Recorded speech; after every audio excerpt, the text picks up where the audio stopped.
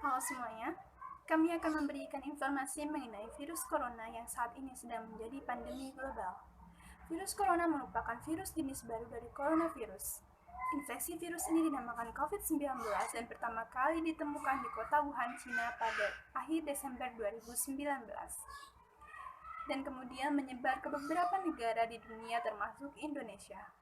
Infeksi virus corona di Indonesia pertama kali diumumkan oleh Presiden Joko Widodo dan Menkes Terawan Agus Putranto di Istana Negara Jakarta pada 2 Maret 2020. Sejak saat itu, jumlah kasus terus bertambah. Status kedaruratan kesehatan dan menetapkan peraturan pembatasan sosial berskala besar atau PSBB. Dengan keluarnya aturan tersebut, Presiden Jokowi menekankan kepada kepala daerah untuk tidak membuat kebijakan sendiri yang tidak terkoordinasi. Presiden Jokowi mengumumkan langsung pembatasan sosial ini sebagai cara menghadapi wabah COVID-19 hingga adanya status kedaruratan kesehatan. Selanjutnya adalah imbauan agar tidak pulang kampung atau mudik. Pemerintah hingga kini belum menetapkan secara resmi keputusan yang akan diambil terkait mudik tahun 2020. Apa terkait larangan atau sekedar imbauan saja maupun pembatasan. Hal penting karena musim mudik 2020 berbarengan dengan pandemi corona atau COVID-19. Selain beresiko memicu kerumunan, mudik berpotensi membawa penyebaran corona ke desa-desa. Hasil rapat mengenai pembatasan mudik, Presiden Joko Widodo meminta dilakukan kajian kembali bagaimana mengatasi dari sisi ekonomi, khususnya kepada masyarakat yang mudik ini adalah pekerja sektor informal yang kehilangan pendapatannya di Jakarta. Kesiapan memang harus dilakukan, khususnya dalam pembatasan wilayah. Di tengah penyebaran virus corona pada saat ini membawa dampak negatif bagi perekonomian. Bagi masyarakat yang berpenghasilan harian seperti ojek online, pedagang kaki lima, dan lain sebagainya akan merasakan penurunan yang sangat drastis.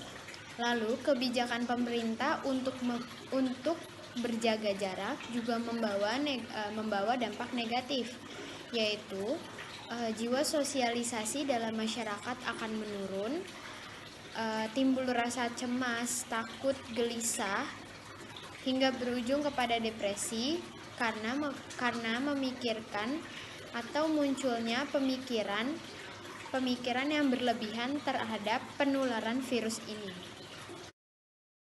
Di sini saya akan menjelaskan dampak positif dari kebijakan yang teman-teman saya sudah jelaskan sebelumnya.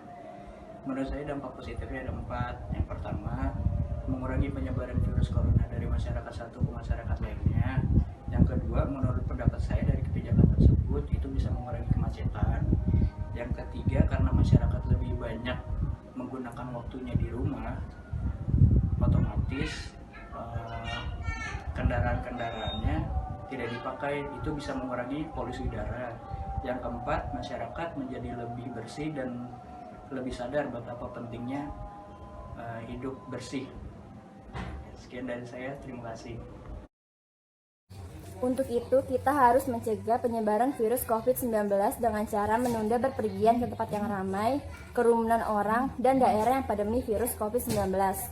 Jika ingin pergi atau pulang kampung, sebaiknya ditunda dahulu sampai situasi sebaik mungkin. Jangan memaksakan diri dan turunkan ego kita untuk pergi pulang kampung, karena kita tidak tahu di perjalanan apakah kita terkena paparan virus COVID-19 ini atau tidak.